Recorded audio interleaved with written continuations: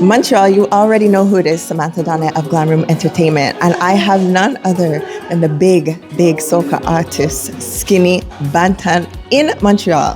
How are you feeling after your Jerk Food Festival performance?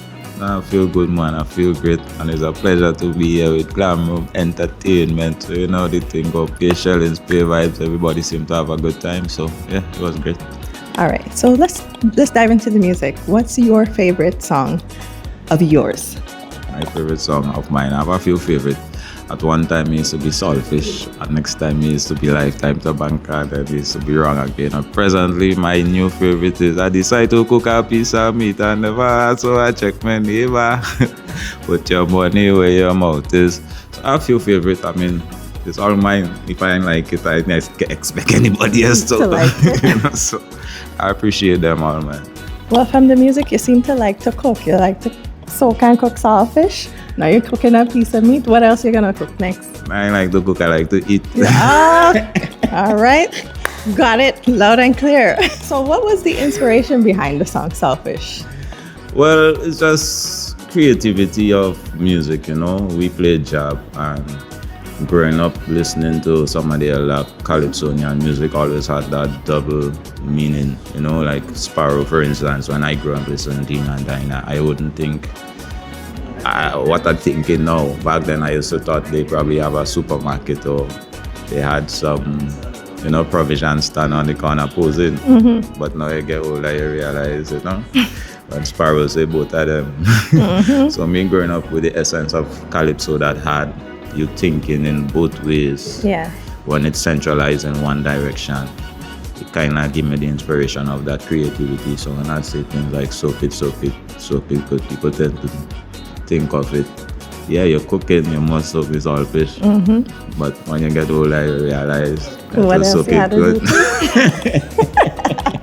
All right, I got you on that. So tell me, in music, who were some of your inspirations in for that pushed you to join music as well? Well, I have a lot of inspiration growing up. You know, one of my biggest, closest to my heart was Lucky Dube in terms of the feeling of the music. Really? Yeah, I grew up tending to love Lucky Dube a lot. Nasir Fountain. I hold Sizzler close to my heart through development, upliftment, self-belief, you know, self-awareness. A glorious V to the Most High in many ways. He kept me grounded in his music from a distance. Mm-hmm. I saw him like my silent therapy kind of. Yeah, you know, never really get to meet in person as I would like, but it's some music that always connected to me. I could go on the calypso side.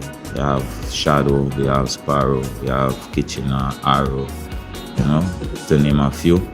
And in present day time, you know, grew up listening to Bungie Garlin and them from an early age. So there's many different quite a few, that, you know, combine and make you.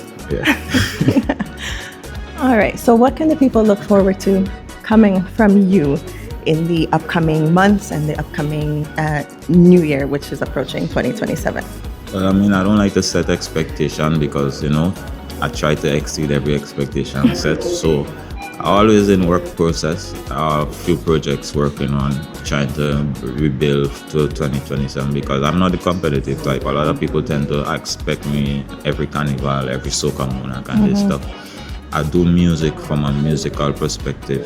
So I create music and just, you know, try not to be too competitive with self because I think self-belief is everything in terms of trying to get acknowledgement from judges or particular crowd or particular moment. I mean, sometimes it look fun, but some fun is not always the best, you know what I mean? Yeah. So I keep working. Also have about the celebration coming up 21st of August. So if you see this video before that time and you're in New York City, celebrate Skinny Banton Birthday Bash 21st of August. So make sure and get there if you can. And besides that, you have Labor Day weekend, few events coming up and mentally processing Miami. So. All right. So you got a lot in store so far. I would just like to give advice to the upcoming generation, the upcoming artists. You know, always believe in yourself, always stay consistent, always be true to you. Never try pleasing others because in present time we all tend to get carried away by trends and viral moments. I think the real organic essence of life would never change. The changes that happen around life is more temporary, so you gotta stay grounded in terms of creating great authentic music that would last instead of creating a viral video to push your song, and when they hype up the viral video disappear, the song doesn't have any substance. So just my encouragement to the upcoming ones, and always believe in yourself. I like that. Perfectly said. If you weren't a soca artist, what genre of music do you think you would do, or would you even be doing music? Is there anything else that you hold dear that you may have tried instead of music? Yeah, reggae. Reggae. But coming from Carriacou, that's where I actually started with calypso. Then a teenager, I started branching into reggae. But coming from the small islands at that time without much social media, people tend to discourage you, making you feel like you wanted to be Jamaican, or you're trying to be a Jamaican, because your islands are very patriotic about what they believe, So Grenada patriotic to the jab, Dominica patriotic to the boy, and Jamaica patriotic to the dancehall, and so sometimes we coming from a different place, they tend to make you feel like you want to be, which wasn't really a discouragement, but it was also a difficulty trying to convince them that you could actually do it as well. And I tend to love a lot of pop music. Okay. I like music with soul, music with feeling, music that actually connect and tell something than just the skin out girl and fully dance. You like music with substance, basically. So I would have been probably singing reggae or pop.